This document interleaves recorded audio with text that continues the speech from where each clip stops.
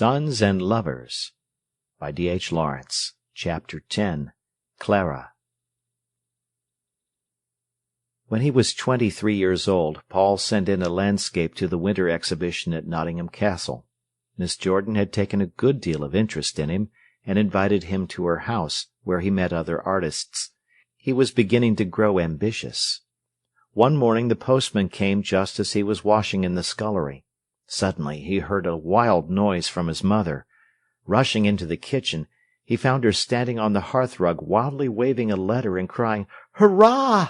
as if she had gone mad. He was shocked and frightened. "Why, Mother!" he exclaimed.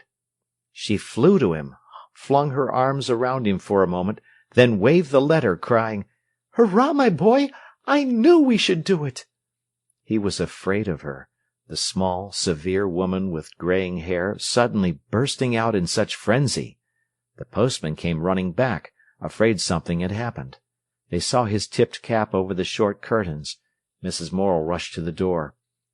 "His picture's got first prize, Fred!" she cried, "and is sold for 20 guineas.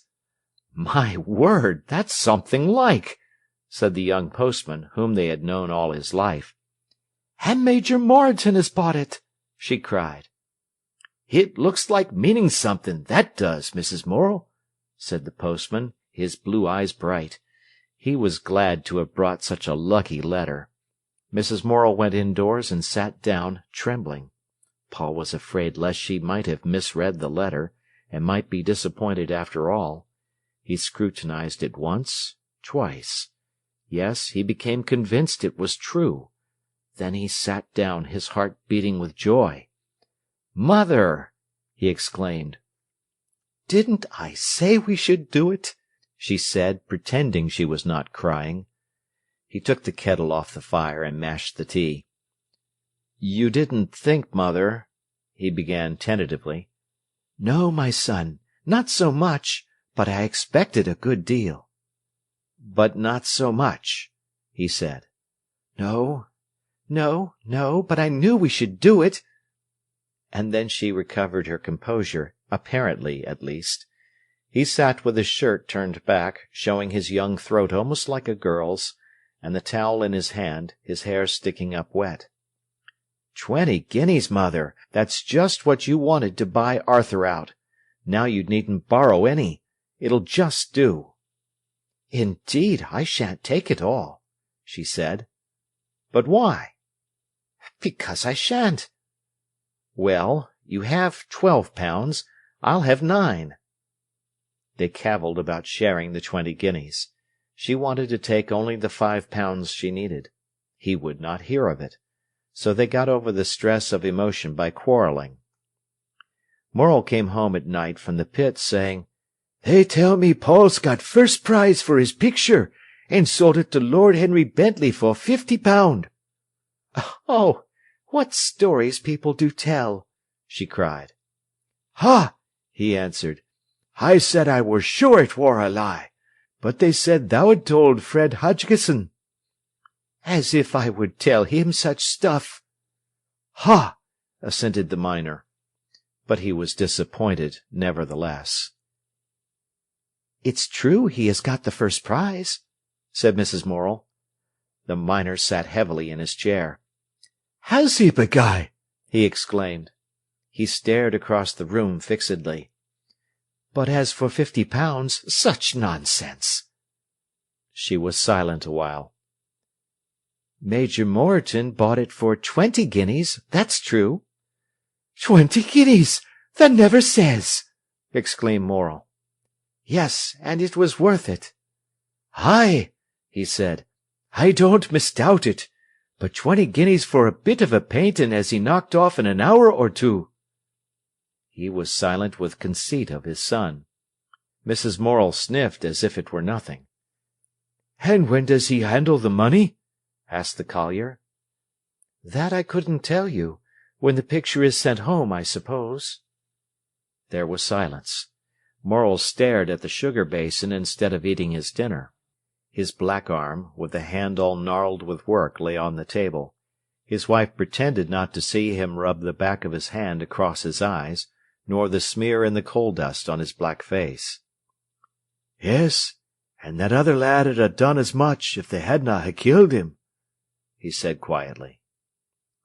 The thought of William went through Mrs. Morel like a cold blade.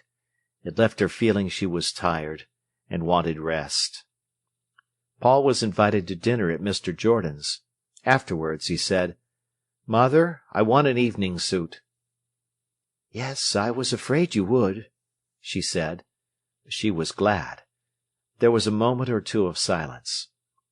"There's that one of William's," she continued, "that I know cost £4.10, and which he had only worn 3 times. "Should you like me to wear it, Mother?" he asked. "Yes, I think it would fit you, at least the coat. The trousers would want shortening." He went upstairs and put on the coat and vest. Coming down, he looked strange in a flannel collar and a flannel shirt front, with an evening coat and vest. It was rather large.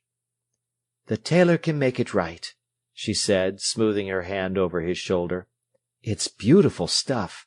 I never could find in my heart to let your father wear the trousers, and very glad I am now."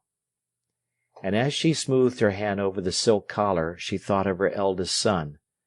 But this son was living enough inside the clothes. She passed her hand down his back to feel him. He was alive and hers. The other was dead. He went out to dinner several times in his evening suit that had been William's. Each time his mother's heart was firm with pride and joy. He was started now. The studs she and the children had bought for William were in his shirt front. He wore one of William's dress shirts. But he had an elegant figure. His face was rough, but warm-looking and rather pleasing. He did not look particularly a gentleman, but she thought he looked quite a man. He told her everything that took place, everything that was said. It was as if she had been there, and he was dying to introduce her to these new friends who had dinner at 7:30 in the evening. "Go along with you," she said. "What do they want to know me for?" "They do," he cried indignantly. "If they want to know me, and they say they do, then they want to know you because you are quite as clever as I am." "Go along with you, child," she laughed. But she began to spare her hands. They, too, were work-gnarled now. The skin was shiny with so much hot water, the knuckles rather swollen. But she began to be careful to keep them out of soda. She regretted what they had been, so small and exquisite. And when Annie insisted on her having more stylish blouses to suit her age, she submitted. She even went so far as to allow a black velvet bow to be placed on her hair.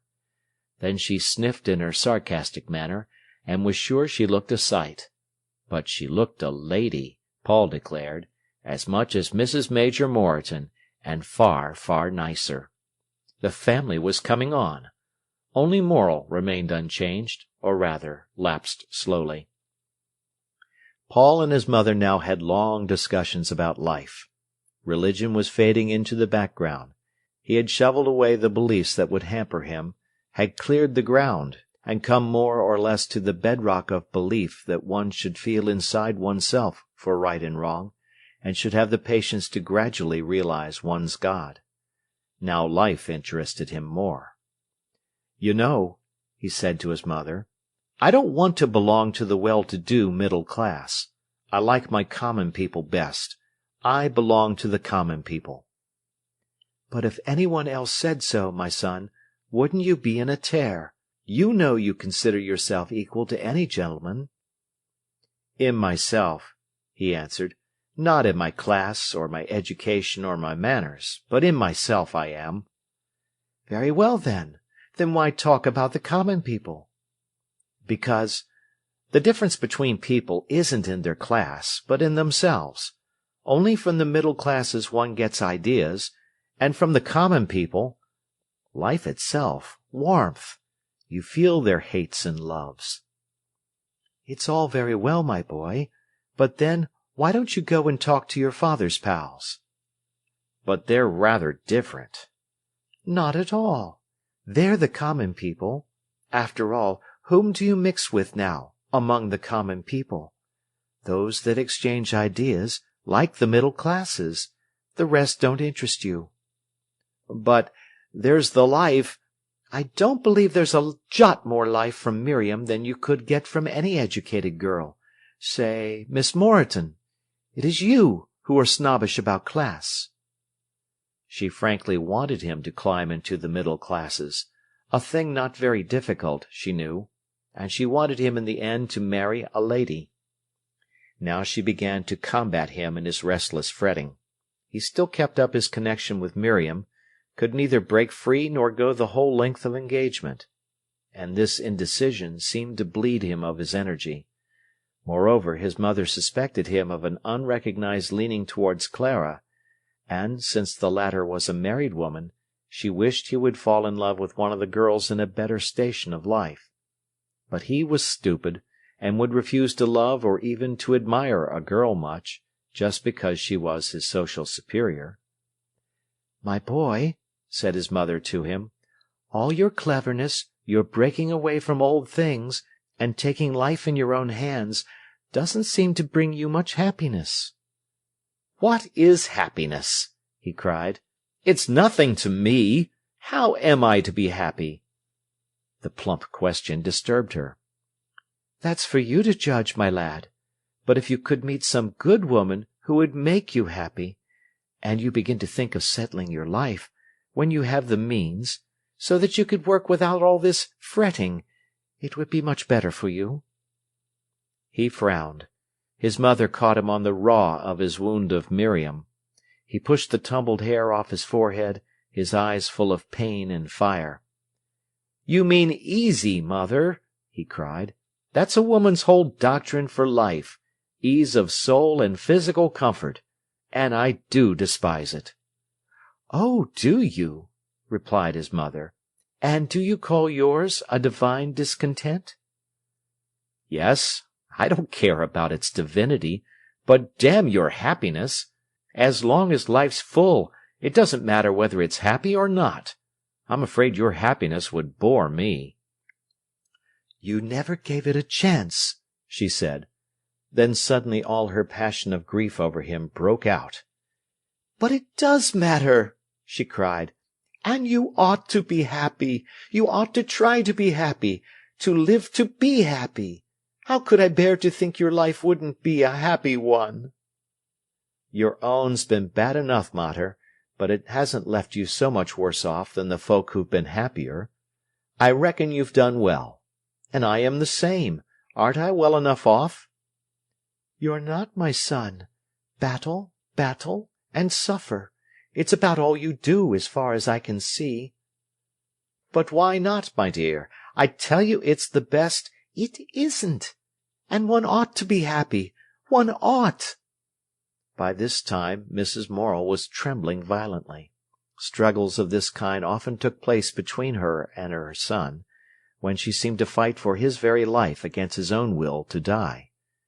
He took her in his arms. She was ill and pitiful. "Never mind, little," he murmured. "As long as you don't feel life's paltry and a miserable business, the rest doesn't matter, happiness or unhappiness."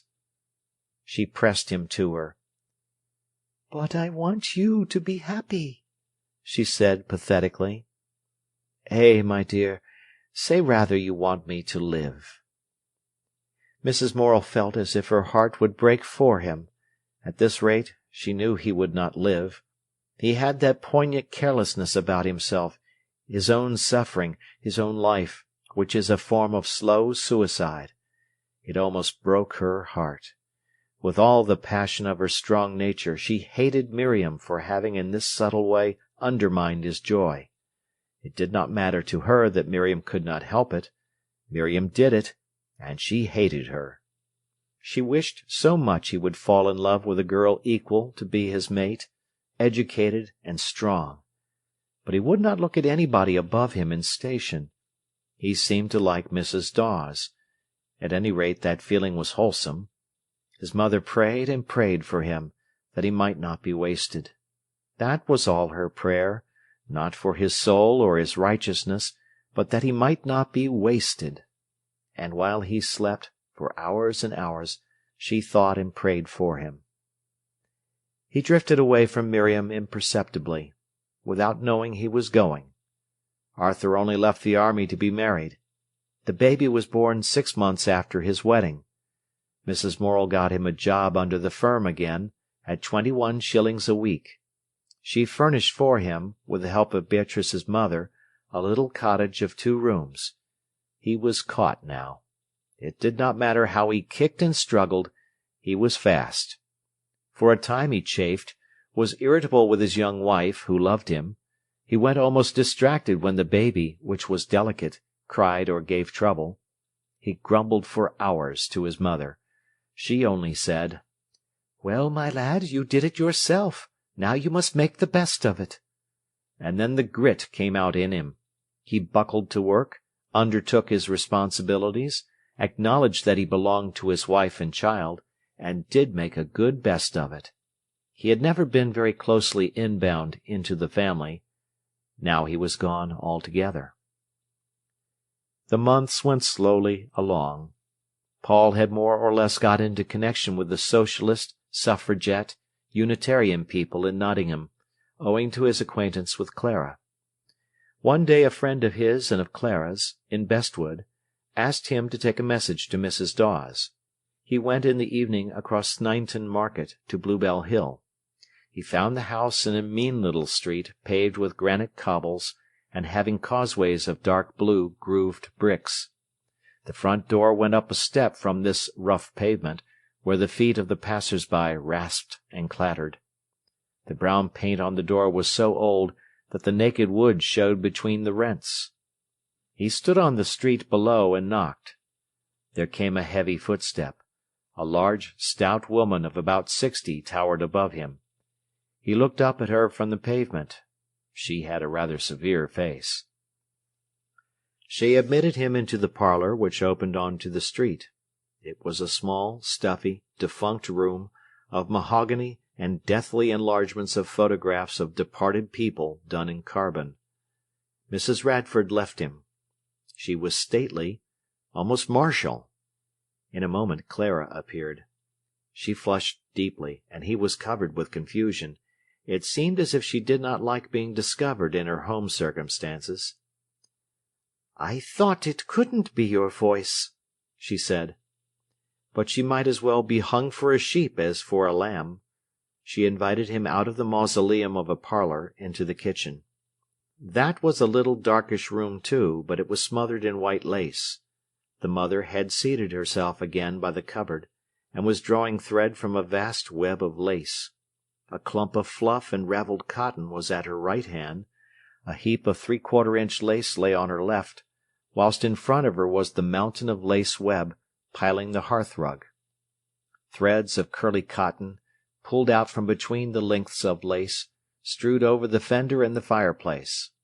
Paul dared not go forward, for fear of treading on piles of white stuff. On the table was a jenny for carding the lace. There was a pack of brown cardboard squares, a pack of cards of lace, a little box of pins, and on the sofa lay a heap of drawn lace. The room was all lace, and it was so dark and warm that the white snowy stuff seemed the more distinct. "If you're coming in, you won't have to mind the work," said Mrs. Radford. "I know we're about blocked up, but sit you down." Clara, much embarrassed, gave him a chair against the wall opposite the white heaps. Then she herself took her place on the sofa, shamedly. "Will you drink a bottle of stout?" Mrs. Radford asked. "Clara, get him a bottle of stout." He protested, but Mrs. Radford insisted. "You look as if you could do with it," she said. "Haven't you never any more colour than that?" "It's only a thick skin I've got that doesn't show the blood through," he answered. Clara, ashamed and chagrined, brought him a bottle of stout in a glass.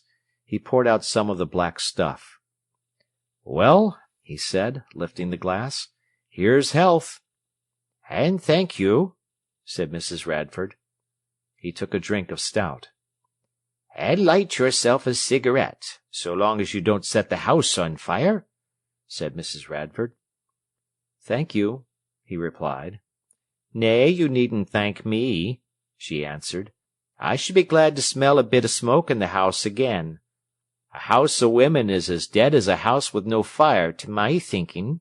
I'm not a spider as likes a corner to myself. I like a man about, if he's only something to snap at." Clara began to work. Her jenny spun with a subdued buzz. The white lace hopped from between her fingers onto the card. It was filled. She snipped off the length and pinned the end down to the banded lace. Then she put a new card in her jenny. Paul watched her. She sat square and magnificent. Her throat and arms were bare. The blood still mantled below her ears. She bent her head in shame of her humility.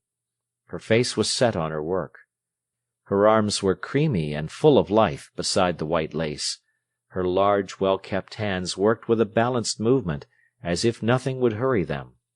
He, not knowing, watched her all the time. He saw the arch of her neck from the shoulder, as she bent her head. He saw the coil of dun hair. He watched her moving, gleaming arms. "I've heard a bit about you from Clara," continued the mother. "You're in Jordan's, aren't you?" She drew her lace unceasing. "Yes." "Aye, well, and I can remember when Thomas Jordan used to ask me for one of my toffees." "Did he?" laughed Paul. "And did he get it?" "Sometimes he did, sometimes he didn't, which was latterly. For he's the sort that takes all and gives naught, he is, or used to be." "I think he's very decent," said Paul. "Yes, well, I'm glad to hear it." Mrs. Radford looked across at him steadily. There was something determined about her that he liked. Her face was falling loose, but her eyes were calm, and there was something strong in her that made it seem she was not old. Merely her wrinkles and loose cheeks were an anachronism. She had the strength and sang-froid of a woman in the prime of life. She continued drawing the lace with slow, dignified movements.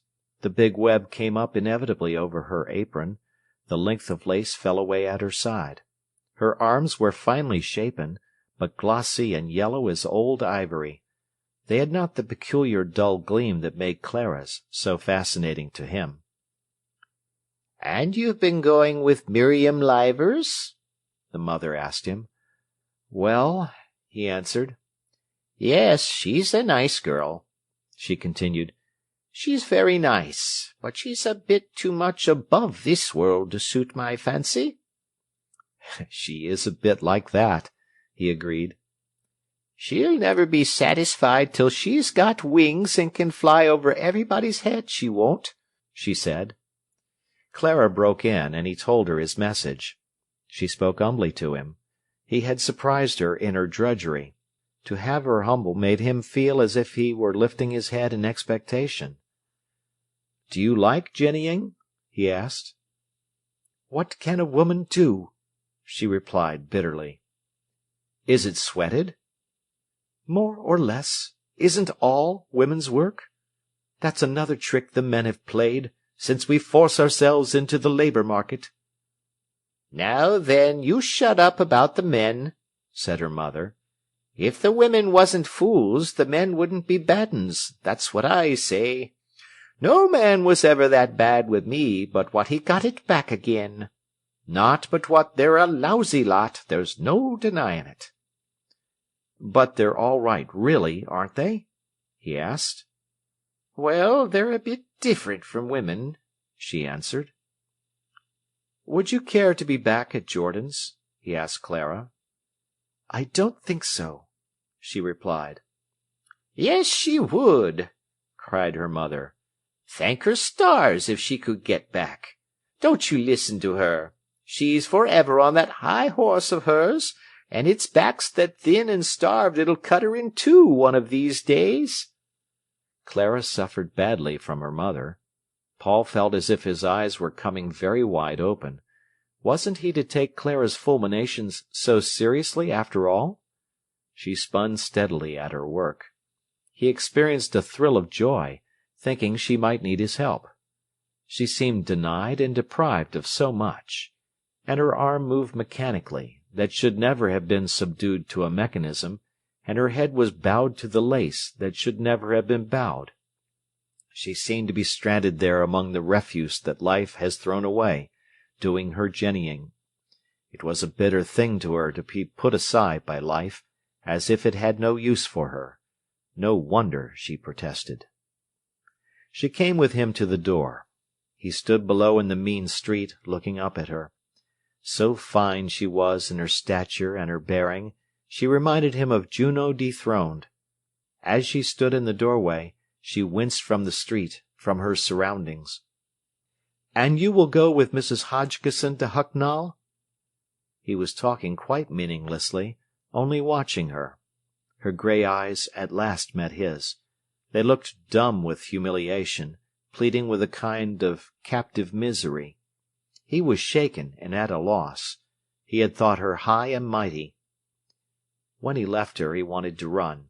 He went to the station in a sort of dream, and was at home without realizing he had moved out of her street. He had an idea that Susan, the overseer of the Spiral girls, was about to be married. He asked her the next day, "I say, Susan, I heard a whisper of your getting married. What about it?" Susan flushed red. "Who's been talking to you?" she replied. "Nobody. I merely heard a whisper that you were thinking." "Well, I am, though you needn't tell anybody. What's more, I wish I wasn't." "Nay, Susan, you won't make me believe that." "Shan't I? You can believe it, though. I'd rather stop here 1,000 times." Paul was perturbed. "Why, Susan?" The girl's colour was high, and her eyes flashed. "That's why." "And must you?" For answer she looked at him. There was about him a candour and gentleness which made the women trust him. He understood. "Ah, I'm sorry," he said. Tears came to her eyes. "But you'll see it'll turn out all right. You'll make the best of it," he continued rather wistfully. "There's nothing else for it." "Yea, there's making the worst of it. Try and make it all right." He soon made occasion to call again on Clara. "Would you," he said, "care to come back to Jordan's?" She put down her work, laid her beautiful arms on the table, and looked at him for some moments without answering. Gradually the flush mounted her cheek. "Why?" she asked. Paul felt rather awkward. "Well, because Susan is thinking of leaving," he said. Clara went on with her jennying. The white lace leaped in little jumps and bounds on to the card. He waited for her. Without raising her head, she said at last, in a peculiar low voice, "Have you said anything about it?" "Except to you, not a word."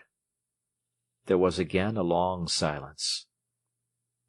"I will apply when the advertisement is out," she said. "You will apply before that. I will let you know exactly when." She went on spinning her little machine, and did not contradict him. Clara came to Jordan's. Some of the older hands, Fanny among them, remembered her earlier rule, and cordially disliked the memory. Clara had always been iky, reserved and superior. She had never mixed with the girls as one of themselves. If she had occasion to find fault, she did it coolly and with perfect politeness, which the defaulter felt to be a bigger insult than crassness. Towards Fanny, the poor overstrung hunchback, Clara was unfailingly compassionate and gentle, as a result of which Fanny shed more bitter tears than ever the rough tongues of the other overseers had caused her. There was something in Clara that Paul disliked, and much that piqued him.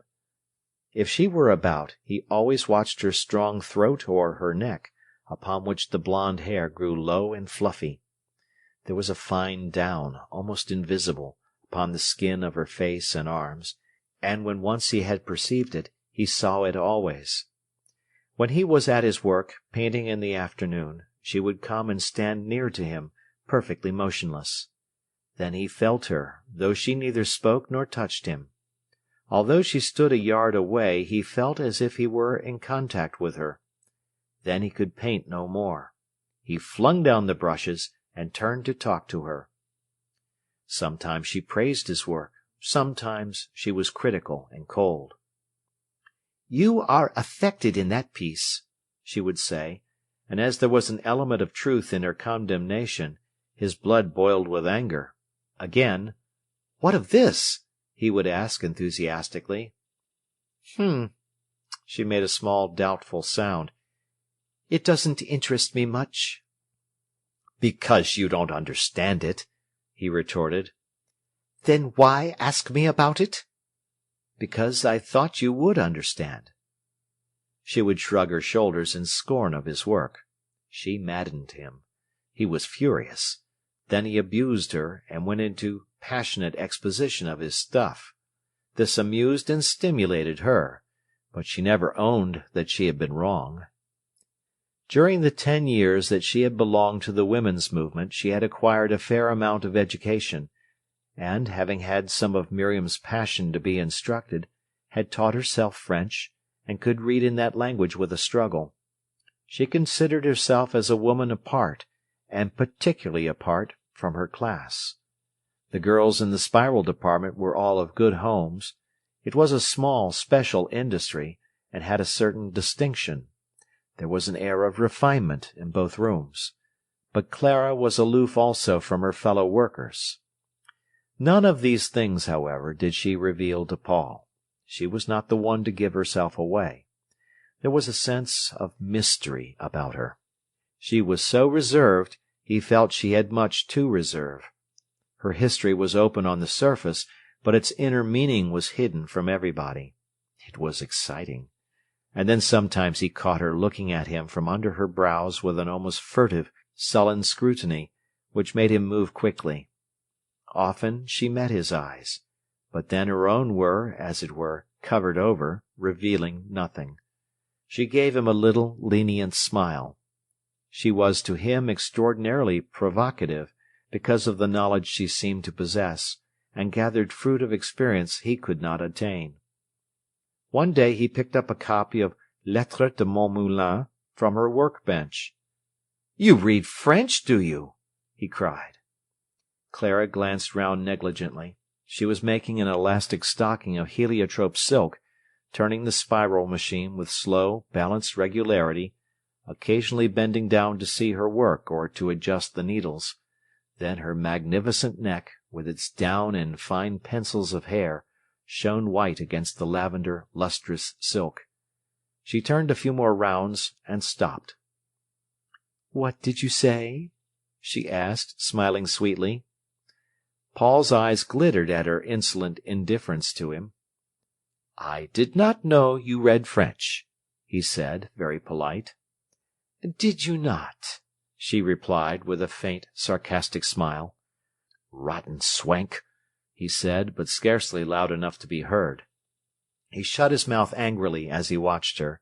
She seemed to scorn the work she mechanically produced, yet the hose she made was as nearly perfect as possible. "You don't like spiral work," he said.